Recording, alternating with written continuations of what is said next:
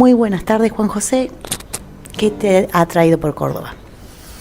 Bueno, buenas tardes. Estoy recorriendo Córdoba dentro del contexto de la recorrida a nivel nacional, trabajando con los equipos de trabajo de NOS. Estuvimos recorriendo Embalse, Río Tercero, Río Cuarto, Altagracia y hoy en la ciudad de Córdoba.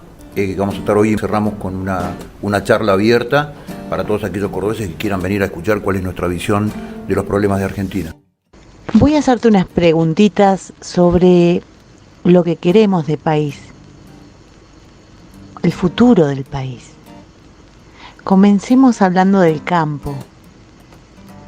¿Por qué es importante el campo? ¿Qué expectativas o qué medidas tomarías para mejorar la economía a través de este?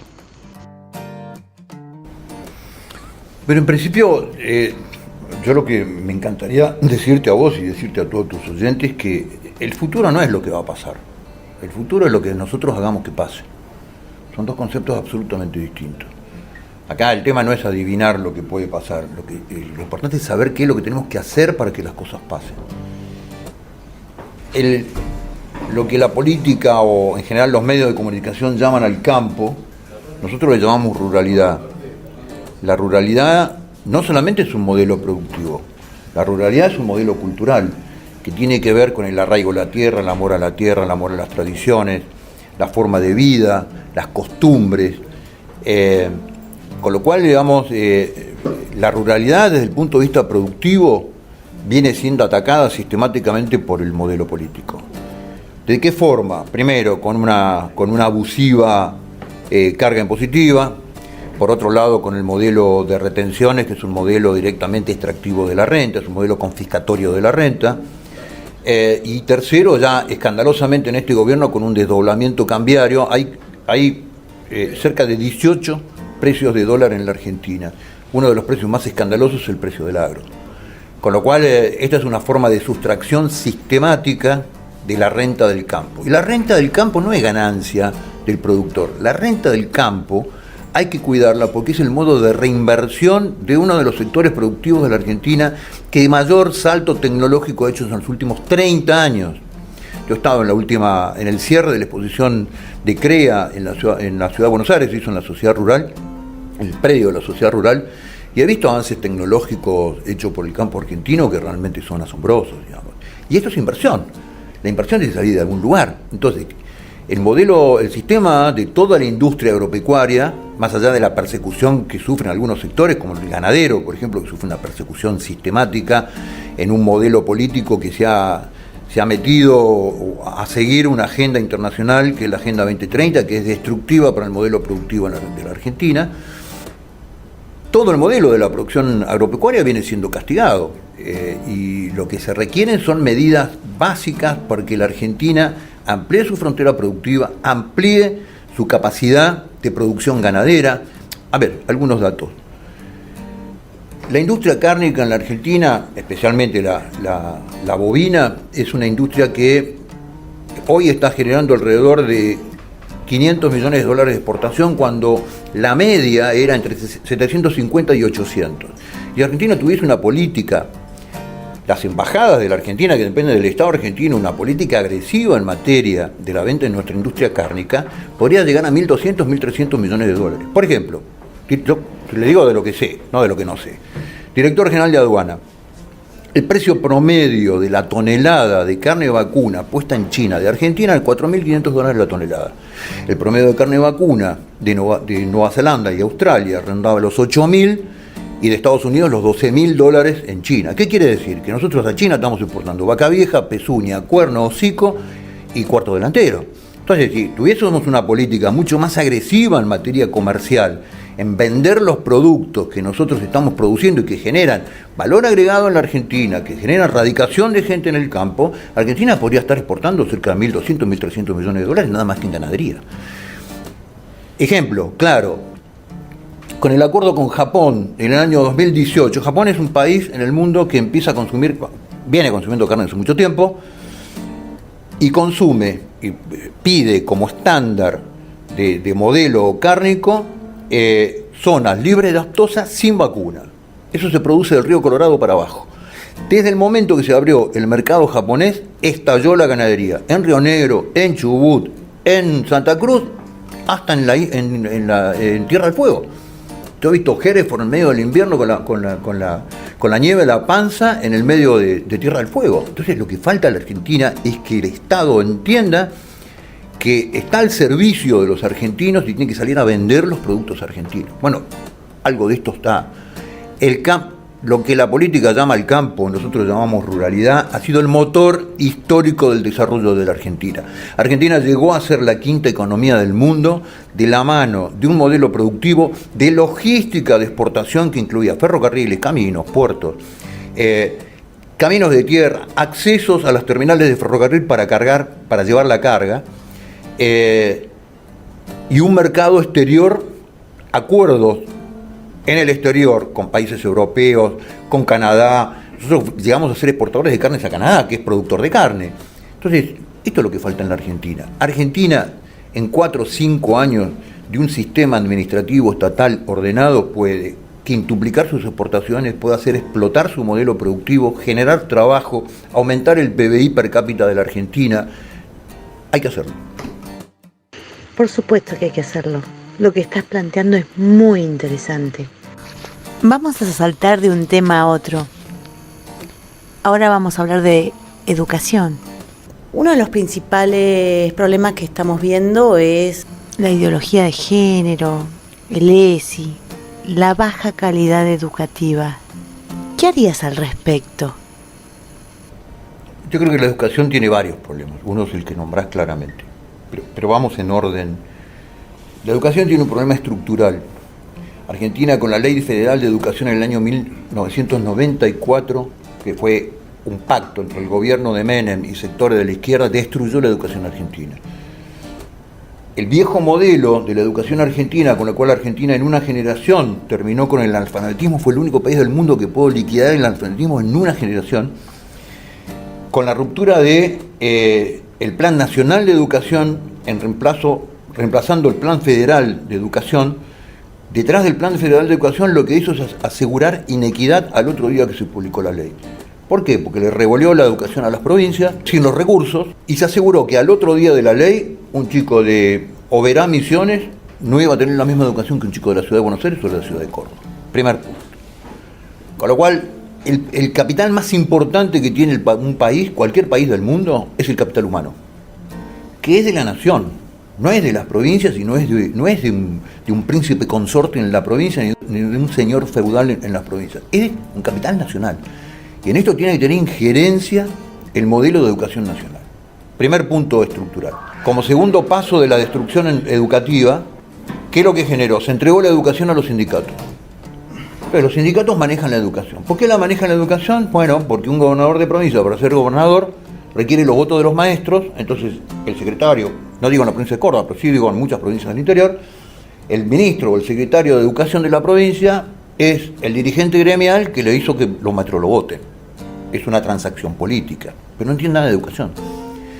Con lo cual, el Estado debe volver a recuperar la conducción de la educación pública. Tercero, la modalidad de giro del sistema educativo, la educación ha dejado de dar ciencia. La ciencia es el modelo del saber. Entonces, hoy la educación, desde la primaria a la secundaria, en lugar de dar ciencia y de formar el intelecto de las personas, busca ser una persona sensible. Esto es la orientación cuando vos mirás todo el modelo de las currículas de educación, sobre todo en la escuela primaria y la escuela secundaria, lo que hace es despertar la sensibilidad. De saber y de conocer y de entender absolutamente nada, de tecnología nada, de ciencia nada. Y esto tiene que ver con las perspectivas. Una de las perspectivas que traza la educación es la perspectiva de género. Estuve hace muy pocos días en Bariloche, me crucé con el equipo de NOS Neuquén que vino a visitarnos y había un profesor de matemática de secundario que me explicaba que él tenía que dar clases de matemática en secundaria con perspectiva de género. Me cuesta muchísimo entender cómo se puede explicar la aritmética, la matemática, todas las funciones matemáticas con perspectiva de género, yo no lo entiendo. Y él tampoco lo entendía, ese es el problema. Entonces, fíjate que la ley, la ESI, que tal cual como está implementada hoy en términos teóricos es corrupción de menores, porque vos cuando a un chico de 5, 6, 7 años le despertás y le vislumbrás perspectivas que no está en capacidad todavía de entender, lo que estás haciendo es vulnerar su privacidad. Vulnerar su privacidad en un tema que debe ser estrictamente reservado a la moral de la familia, en beneficio de la patria potestad. La familia es el responsable de la educación moral de los chicos, acá y en la China. Entonces, la ESI, que fue una ley tan ridícula que sacó por un compromiso internacional el gobierno de Cristina, nunca se animó a reglamentarla. ¿Quién la reglamenta? La reglamenta en el año 2018 el ministro Finocchiaro con un crédito de $200 millones en el Banco Interamericano de Desarrollo, como condición para el Banco Interamericano de Desarrollo. Entonces, la ley está reglamentada a partir del 2018. La ley es de 2006, recién se reglamenta en el 2018. ¿Por qué? Porque la ley era tan impresentable que nadie se atrevía a reglamentar esa ley, que era ridícula, que vulneraba el principio de la familia, la patria potestad de los padres, la conciencia de los chicos. Cuando un chico de 7 años dice, hoy somos todos mujeres, y a un chico varón le pinta los labios, le pone el tutú, lo que está haciendo es vulnerar la privacidad del chico. Bueno, a ver, te cuento el último de los desbordes que recorrí en el país. Hace poco tiempo, 2 o 3 meses, estuve en Salta. El ministro de Educación de Salta, el doctor Canepa, que no tengo el gusto de conocerlo porque me hubiera encantado conocerlo para explicarle un par de cosas, sacó en la educación de Salta, sacó una directiva ministerial, ni siquiera es una ley, donde la escuela primaria de Salta se transforma en guardián de género. Guardián de género. Una maestra que a veces les cuesta escribir sin faltas de ortografía, una maestra que le cuesta explicar determinados procesos de lógica formal, se constituye en el guardián de género. ¿Qué quiere decir esto? Que si Cacho, que está en 5º grado, la maestra percibe que en algún momento dado quiere ser Lulú, llama a los padres y le dicen, mire, yo estoy percibiendo este tema, con lo cual les quiero decir que me voy a garantizar que ustedes respeten el derecho del chico de autopercibirse Lulú. Y si los padres tienen una queja con esto, la instancia que arbitra es el gabinete psicopedagógico de la escuela. Esto ya está en la provincia de Salta por un ministro que además dice ser católico, me dicen que es una persona de bien, que simplemente por presión metió esta directiva ministerial, a través de una directiva ministerial. Entonces lo que yo le digo, tuve una reunión con muchos padres de Salta y les pido por favor, yo estoy buscando a alguien que nos ayude y que esté, porque obviamente tiene que ser el damnificado quien haga la denuncia. Yo acompaño en la denuncia penal a todo padre que quiera denunciar al ministro por corrupción de menores. Entonces yo quiero ver qué ministro fanático de la ESI o qué director de escuela fanático de la ESI se banca 20, 30, 50 denuncias por corrupción de menores. Hay que explicarle a un nieto que uno tiene denuncias por corrupción de menores, ¿no? Ahora, en esto yo lo que les pido a los padres es que tomen un rol activo en ir a ver en la escuela qué pasa con la implementación de la ESI. Porque además está en la ley que ningún director puede implementar la ESI sin, de alguna manera, el aval de la comunidad educativa que forman los padres. ¿Es una actividad opcional o es obligatoria en las escuelas? Es obligatoria. Es obligatoria. Está adentro de la currícula. No es que puede no tomarla. Guarda, lo dice la ley. Realmente es preocupante esto que estás contando. Yo quería aclararte, es obvio que los chicos tienen que tener educación sexual, la educación sexual tiene que estar en la currícula, pero una educación sexual que brinde información científica sobre el hombre, sobre la mujer, no un modelo atravesado por la perspectiva de género, que es un engendro ideológico, que no tiene ninguna base científica. A ver, la ideología de género se basa en que la diferencia natural, biológica, anatómica entre el hombre y la mujer es prácticamente inexistente. La única diferencia es el rol cultural de la autopercepción. Entonces lo que digo es, la educación sexual lo que debe brindar es información científica. Si a los chicos le dieran en el colegio información científica, los harían crecer desde el punto de vista cultural y moral inclusive, tremendamente. Si a usted, un chico, le explica en el colegio que un embrión tiene ADN propio, el chico va a entender que no solamente es un ser humano, sino que además de eso es un individuo único, irrepetible. Nunca existió uno igual, nunca va a existir otro igual. Eso es información científica. Pero por supuesto, Juanjo, está claramente demostrado a través de científicos que el ser humano existe desde el momento de la concepción. Es imposible poner duda a ese pequeño y gran detalle. Estás escuchando Charla Entre Nos.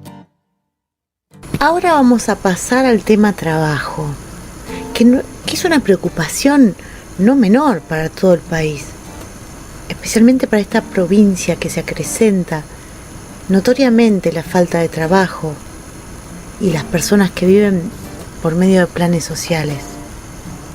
¿Qué se podría hacer para cambiar la situación? Hay que cambiar la política, porque el plan de la política es que cada vez haya más planes sociales. Los planes sociales no es un tsunami que nos cayó del cielo, no es la bomba atómica que algún día tiró alguien que pasó. Los planes sociales van de la mano de un modelo político donde el Estado es el que distribuye la renta. Captura la renta en forma abusiva del modelo productivo y de los ciudadanos y reparte la plata a través de planes para generar rehenes. Esto es el modelo. Esto está escrito en la Agenda 2030. La Agenda 2030, cuando habla del trabajo sano y productivo, dice, bueno, y si no hay trabajo, en definitiva, la solución de la pobreza es el salario universal. ¿Ahora dónde sale la plata para el salario universal? De esto que hablamos, retenciones, renta innecesaria, devaluamiento cambiario. Entonces, la Argentina lo que debe volver es a su ADN histórico. Lo que nosotros hemos aprendido de nuestros abuelos, lo que hizo de la Argentina un país que fue la envidia del mundo. Inversión, producción, trabajo. La única forma razonable que ha encontrado el Occidente en los últimos 400 años de distribuir la renta es el salario. Es el trabajo con un salario. El salario es previsión social, el salario es ART, el salario es obra social, el salario es inclusión. El salario es la posibilidad de que una familia por sus propios medios y a través de su propio esfuerzo construya un futuro de grandeza para sus hijos y tenga el orgullo y el respeto del padre y de la madre están porque han trabajado su vida y han logrado desarrollar un modelo de desarrollo a través de su propio esfuerzo. Entonces, no es que estamos sufriendo una peste como el virus del coronavirus con el tema de los planes. El plan lo implementó la política. ¿Por qué? Porque era el modelo ideal de tener rehenes, personas que han perdido su libertad de decisión a través de una dádiva, de un subsidio que no les va a alcanzar nunca para vivir. Nunca. Porque la inflación se come el plan, la inflación se come el salario, pero como el plan no tiene paritarias, la inflación se come al plan. Todos los que están adentro de un plan hoy en día ya saben que adentro de este modelo no tienen la menor expectativa de eso. Desde cualquier punto que lo mires, claramente se entiende que esto genera más pobreza de la existente. Todo el mundo está al tanto de la situación que está en Villa Mascardi, en Bariloche, que cada vez está más incontenible y más compleja. El Estado no muestra interés en solucionar el tema. ¿Qué escenario prevés que puede pasar y qué harías para ponerle fin a esto? Bueno, generalmente lo que ve el gran público es las tomas de Mascardi, pero hay una cantidad de tomas.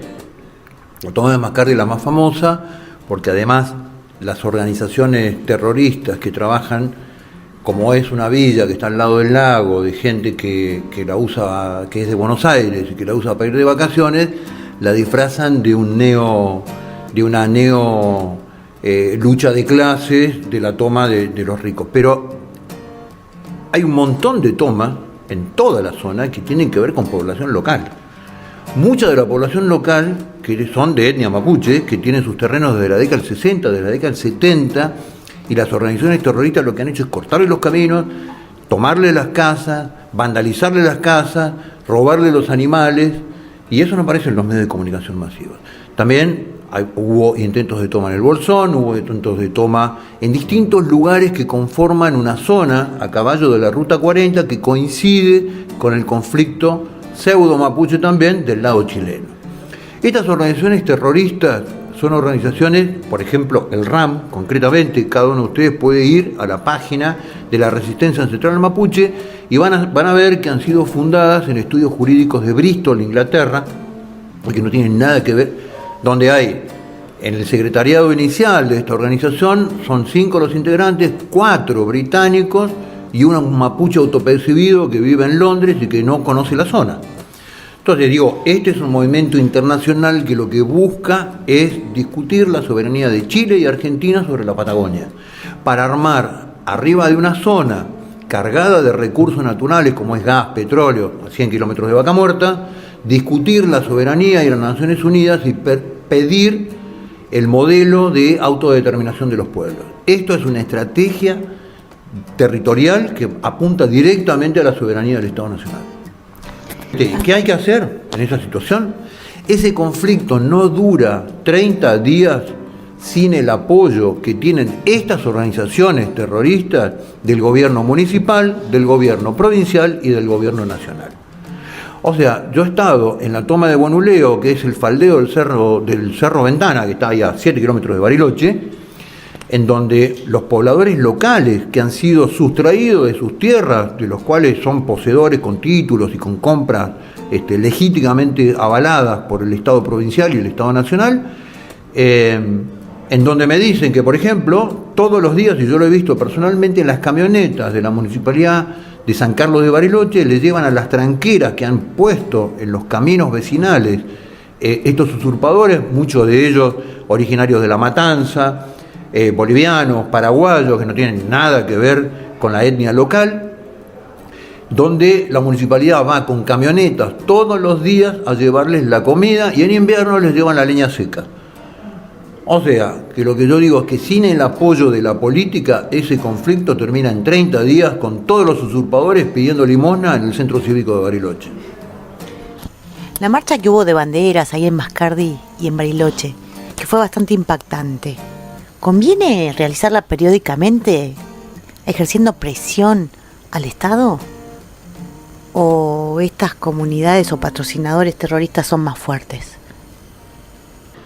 Todo lo que ha pasado en Bariloche en favor de la reivindicación de la soberanía nacional y la reivindicación de la propiedad privada ha sido generado por la gente. Los únicos lugares donde la resistencia a las tomas fueron exitosas, por ejemplo en el caso del Bolsón, fue cuando la población empezó a ejercer el derecho de autodefensa frente a estas organizaciones. Entonces, ¿las marchas sirven? Sí, claro que sirven. La manifestación de la gente en apoyo a que el Estado, tanto nacional como provincial, opere y que la justicia y la jueza opere. Los dictámenes de la jueza se lograron por presión de la gente, si no, no hubiera habido dictámenes de desalojo en el sector de Villa Mascardi. Así que, ¿sirven? Sí, claro que sirven. Tenemos bases militares en la cordillera, en Neuquén. La que más conocida es la de China. Y es como una herida a nuestra soberanía. ¿Qué soluciones visualizas? Bueno, claramente, primero, la base disfrazada de base científica que se encuentra en la provincia de Neuquén responde a la agencia de lanzamiento estatal china, que es del ejército comunista chino. Responden en la máxima entidad al Partido Comunista Chino. Con lo cual es una base militar, no es una base científica de investigación. ¿Cuál es el proyecto militar que lo opera el sistema de lanzamiento el ejército chino?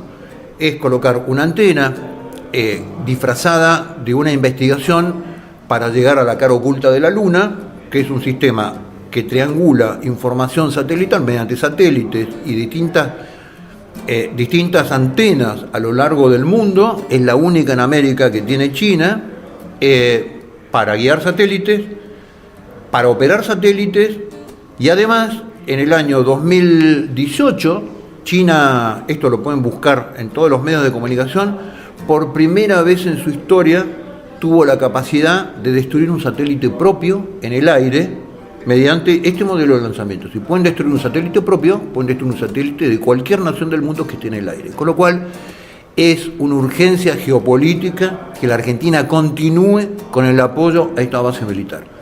¿Qué hay que hacer con esto? Revisar el tratado, que no lo quiso hacer Cambiemos. Lo hizo la presidencia de la doctora Kirchner, no lo quiso hacer el gobierno de Macri. Hay que revisar este tratado y hay que terminar con ese tratado ya a una base que tiene 50 hectáreas que le ha cedido el Estado provincial al ejército chino para que en sus instalaciones, además, adentro de esas instalaciones tiene soberanía el Estado chino.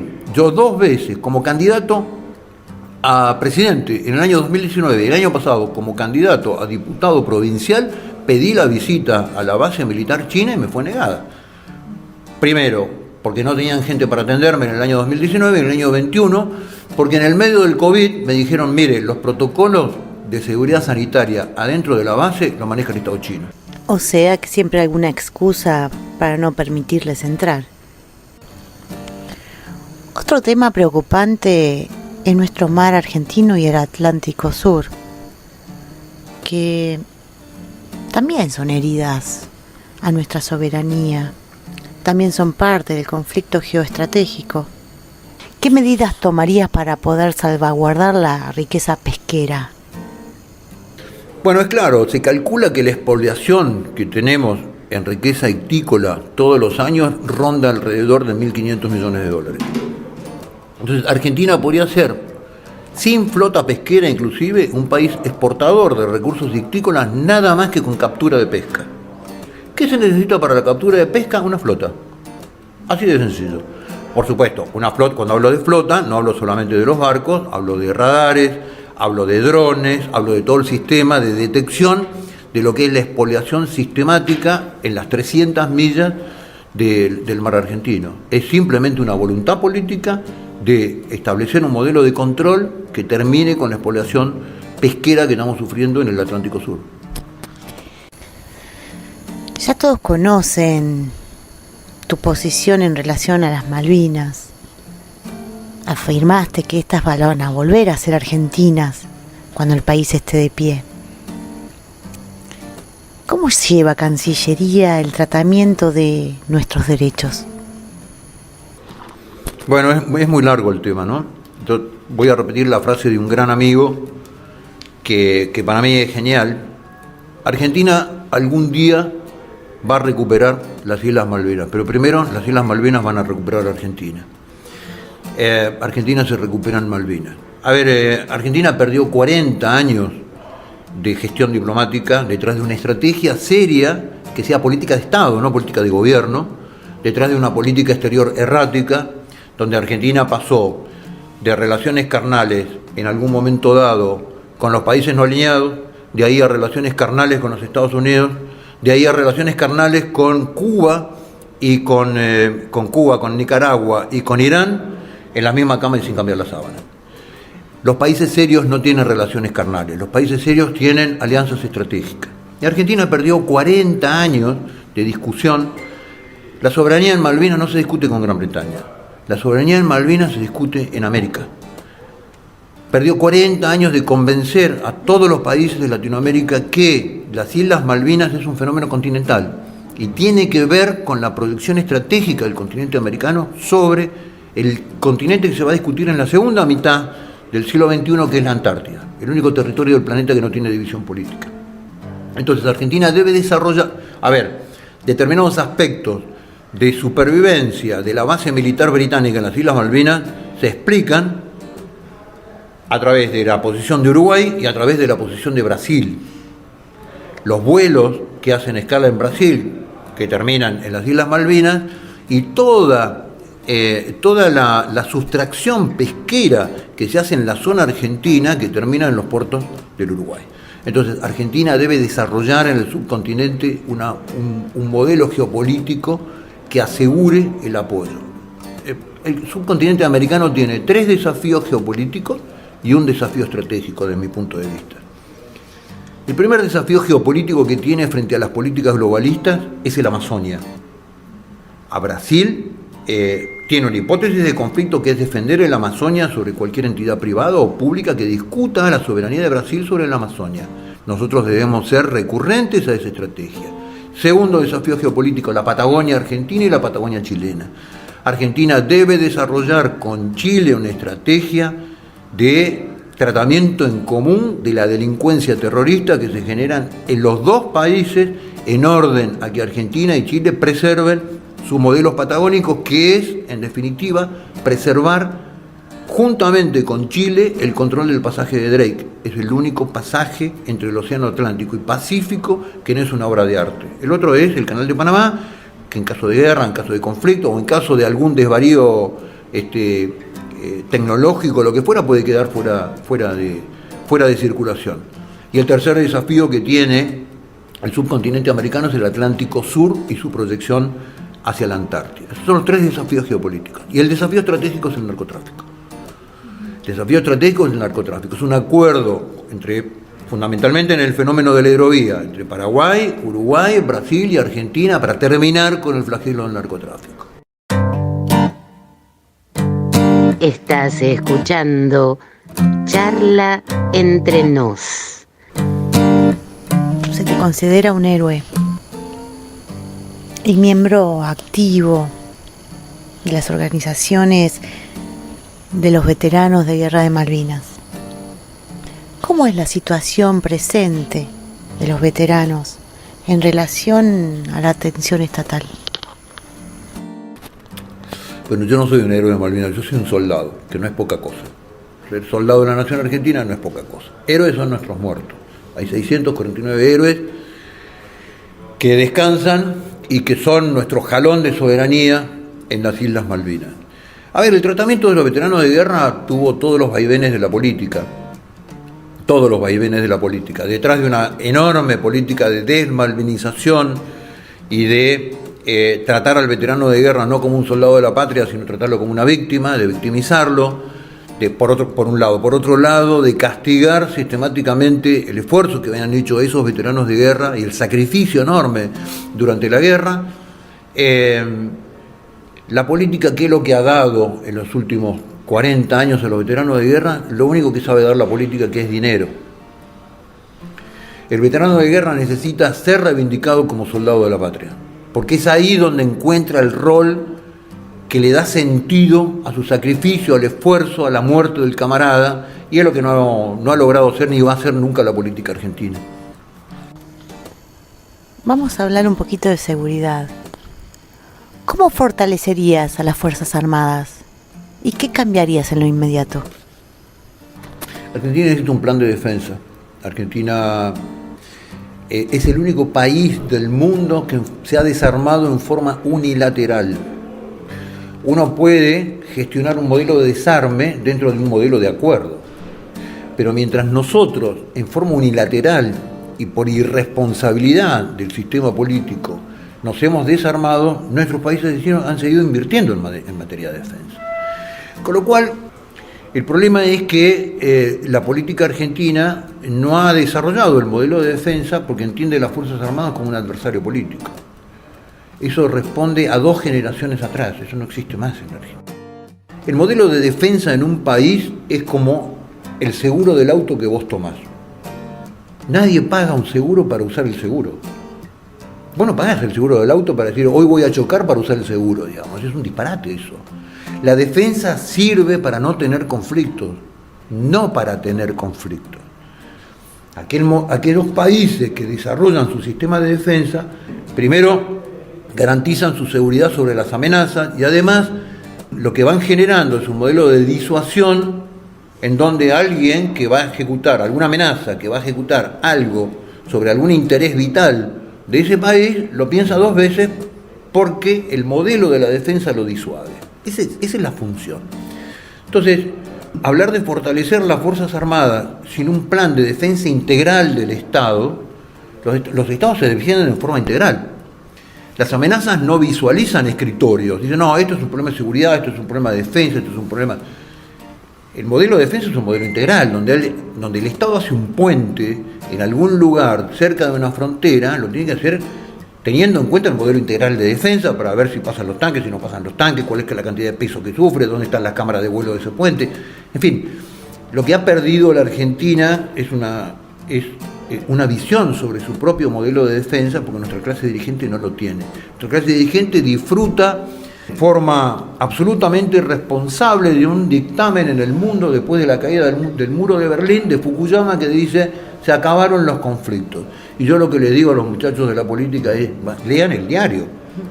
Sí. Los conflictos lamentablemente en la Tierra no se acabaron, en el mundo no se acabaron, las reivindicaciones territoriales no terminaron. Hoy el narcotráfico en la Argentina es un agente estratégico que agrede directamente la soberanía nacional. Con lo cual lo que necesita la Argentina es un nuevo plan de defensa. ¿Cómo mejorarías las fuerzas de seguridad? Las 3 fuerzas, obviamente estamos hablando, ¿no? La fuerza de seguridad en Argentina, las 3 fuerzas de seguridad, que van a agregar una cuarta, después de lo que fue la transferencia de la Policía Federal, sus comisarías a la Ciudad de Buenos Aires, se agrega una cuarta, que es la Policía Federal. Lo que necesitan las fuerzas es un plan de seguridad, que la Argentina no tiene. Es decir, mi última recorrida por la frontera norte, que fue en el mes de junio, donde estuve en el norte de Salta, Orán, Tartagal, claramente en la provincia de Salta y en la provincia de Jujuy da cuenta que en el término de 10 años, los distintos gobiernos, no estoy hablando de un gobierno, estoy hablando de una política de Estado, ha sacado cerca de 8.500 gendarmes de la frontera y los ha colocado ¿dónde? En el conurbano bonaerense. Uno cuando recorre Buenos Aires y entra a Puerto Madero, lo que ve es la prefectura desplegada, ¿no? Entonces digo, el primer modelo que ha perdido en materia de seguridad nacional es el cuidado de la frontera, es una política de cuidado de la frontera. Yo esto lo he sufrido en la aduana, digamos. Una política de control de todos los organismos nacionales en orden a la seguridad nacional en cómo se opera una frontera. Con lo cual hoy las fuerzas nacionales lo que tienen es el rol de atender determinados delitos federales de acuerdo a los dictámenes de los jueces federales, pero la Argentina no tiene una política de seguridad. Yo le voy a dar un dato concreto. Durante la gestión de Patricia Bullrich en el gobierno de Cambiemos, en el Ministerio de Seguridad, durante los 4 años no nombró al director de inteligencia criminal del Ministerio de Seguridad. Entonces, unas fuerzas de seguridad que operan sin inteligencia criminal, operan con su propia inteligencia criminal, sin un organismo madre que nuclee todo el modelo de inteligencia criminal en la Argentina, es un modelo que opera ciegas. La seguridad no se opera ciegas, se opera con información. ¿Cómo se combate el delito organizado? Con información. No hay otra forma de combatir al delito organizado en la Argentina, que es el gran rol que tienen las fuerzas de seguridad nacional. El delito organizado, que fundamentalmente tiene que ver con el delito que es el delito madre y el delito ordenador de todo el modelo delictivo, que es el narcotráfico, que son organizaciones transnacionales sin inteligencia nacional. Entonces, ¿qué es lo que necesita el sistema de seguridad nacional? Y eso implica a las fuerzas federales, es un modelo de seguridad nacional que hoy no existe. Hablemos un poquito de Brasil, el soberanismo versus globalismo, o la nación versus socialismo. ¿Qué panorama tenés al respecto, tomando en cuenta las últimas elecciones? Bueno, yo lo que creo es que Brasil va a entrar en una situación muy compleja.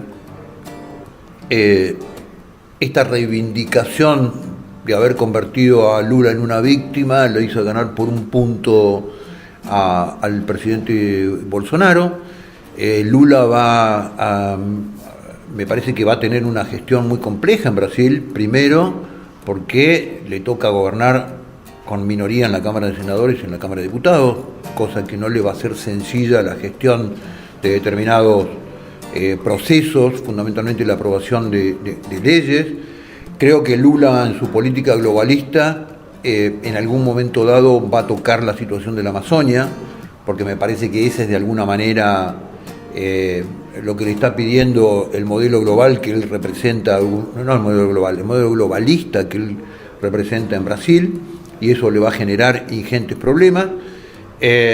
Y no sé, yo no tengo la predicción ni el número exacto de Brasil, pero me parece que Lula está haciendo un enorme esfuerzo y ha hecho un enorme esfuerzo en campaña para intentar seducir sectores que normalmente le eran adversos. Ha hablado en contra, por ejemplo, de la política del aborto, con lo cual creo que va a sostener toda la normativa que fue generada durante el gobierno de Bolsonaro, hay que ver qué hace con el modelo de la ideología de género, hay que ver qué hace con la política económica de Brasil. Brasil era uno de los pocos países del mundo que estaba entrando en deflación, en un mundo que en general se está yendo hacia el modelo inflacionario. Hay que ver si empieza con una política de despilfarrar dineros públicos como lo ha hecho en forma sistemática en sus dos gobiernos anteriores, pero yo creo que Brasil entra en un proceso complejo. Y cada vez que se engripa Brasil, estornuda Argentina. Estás escuchando Charla entre Nos. ¿Qué pensás sobre el sistema de comunicaciones, transporte que tenemos acá en la República Argentina? Argentina es un país desintegrado desde el punto de vista de las comunicaciones. La destrucción sistemática de los ferrocarriles, que fueron parados en la década del 90, la situación sistemática de destrucción del modelo de comercio marítimo en Argentina, que ha destruido los puertos patagónicos, y del comercio fluvial, que ha hecho que el 97% y pico de lo que flota hoy en día en el río Paraná es de bandera paraguaya, creo que requiere un esfuerzo de integración territorial de la Argentina. Con lo cual, ¿qué es lo que quiero decir? No conozco el detalle de la provincia de Córdoba, pero creo que todo esfuerzo en materia de gestión de las comunicaciones creo que tiene que ser atendido, porque uno de los problemas de la Argentina, también el modelo de soberanía, es la desintegración territorial que tiene la Argentina, por la falta de comunicaciones. O sea que apoyaría la reconstrucción del tren. Sí, obvio. Argentina requiere trenes a gritos, requiere transporte fluvial y requiere transporte marítimo, ni hablemos de eso, ¿no? Argentina está todo por hacerse. Y una última pregunta es, ¿qué le dirías a los jóvenes que están pensando en irse del país? Bueno, siempre digo lo mismo a los jóvenes. La patria es como la madre.